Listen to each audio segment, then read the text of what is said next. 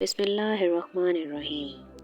بہت سارے روزہ دار ایسے ہیں جن کو سارا دن بھوکا اور پیاسا رہنے سے روزے میں سے کچھ بھی حاصل نہیں ہوتا۔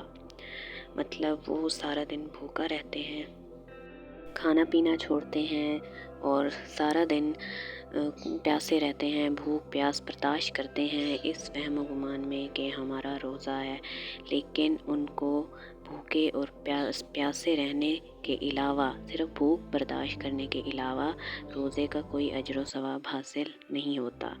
وہ کون سے لوگ ہیں؟ آج یہ بات 2 حدیثوں کی روشنی میں آپ کو بتائی جائے گی۔ یہ بات آپ کو بتانے کا مقصد یہ ہے کہ میں اور آپ اس بات پر غور کریں، اپنے اندر غور کریں کہ کیا ہم میں یہ غلطیاں ہیں کہ ہمارے روزے تو ضائع نہیں ہو رہے، کیونکہ جیسا کہ ہم سب جانتے ہیں کہ روزہ بہت ہی زیادہ فضیلت والی عبادت ہے۔ اللہ تعالیٰ فرماتا ہے کہ روزہ میرے لیے ہے اور اس کا اجر میں ہوں، اور قیامت کے دن ایک جنت جو ہے جس کا نام ریان ہے، صرف اس میں سے روزہ دار داخل ہوں گے۔ مطلب روزے کی اتنی فضیلت ہے کہ حدیث میں آتا ہے کہ رمضان کا ایک روزہ اگر کوئی چھوڑے تو اس کے بدلے میں اگر پوری زندگی وہ روزے رکھتا رہے، پوری زندگی وہ روزے رکھتا رہے، تو وہ ایک روزے کا مقابلہ نہیں کر سکتے جو رمضان کا ایک فرض روزہ ہے۔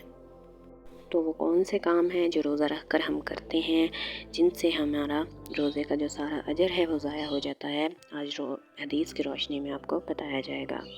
ابن ماجہ میں حدیث موجود ہے کہ حضرت ابو ہریرہ رضی اللہ تعالیٰ عنہ سے روایت ہے، حضرت محمد صلی اللہ علیہ وآلہ وسلم نے فرمایا کہ ایسے روزہ دار کو سارا دن بھوک برداشت کرنے کے علاوہ کچھ حاصل نہیں ہوتا، اور رات کو قیام کرنے والوں کو صرف بیداری کے علاوہ کچھ بھی حاصل نہیں ہوتا، مطلب کوئی اجر و ثواب ان کو حاصل نہیں ہوتا۔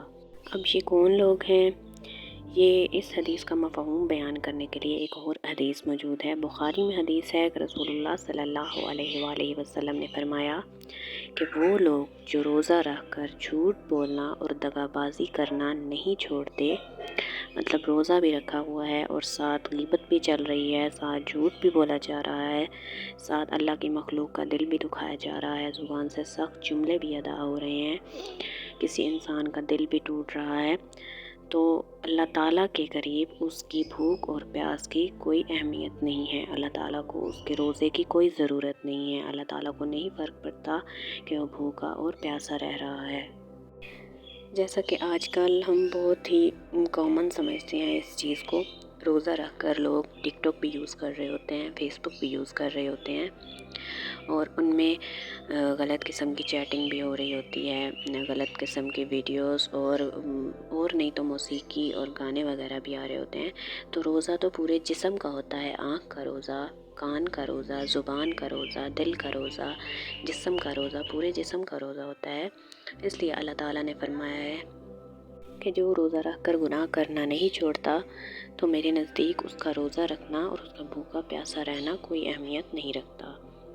تو یہ تھی آج کی ویڈیو۔ ہمیں خود میں غور کرنی چاہیے کہ کیا ہم یہ کچھ کر رہے ہیں۔ اللہ تعالیٰ ہمیں عمل کی توفیق عطا فرمائے، آمین ثم آمین۔